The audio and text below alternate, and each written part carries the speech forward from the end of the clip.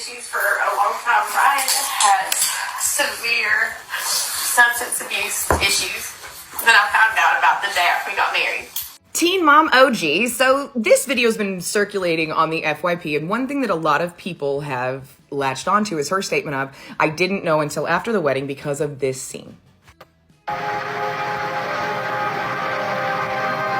you want to wear your...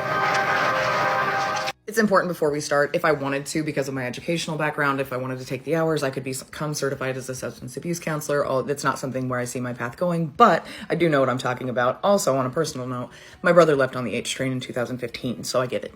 When people see stuff like this, they always want to go to that place, and I actually don't think that's a bad thing. I think it's really, really sweet, but you have to look at the situations individually and not as this blanket, because it's like everything else. It's a spectrum, right? So there are behaviors that come with that type of issue. There just are. It's what it is.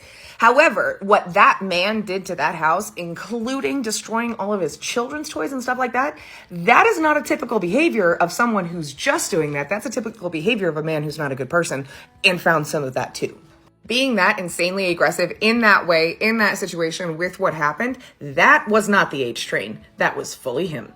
I say this all the time, but it feels apt here. Mental illness, substance, whatever you got going on, right? That is not a get out of jail free card for terrible human behavior. This said by someone who has borderline personality disorder and has exhibited some pretty terrible behavior in their life.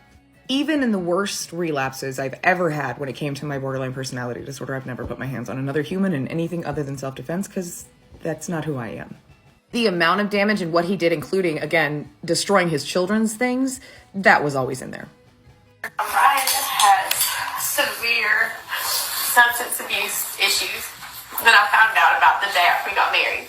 So the very valid question of, he nodded out driving on the way to your wedding. How did you not know? Well, that's just not how the brain works when it comes to accepting that someone that you love a lot is in that situation. And it's a really simple answer. Why do they do it? Denial, because it takes a minute to process. It's just like everything else. You just found out that your loved one has a potentially fatal, lifelong, serious disease.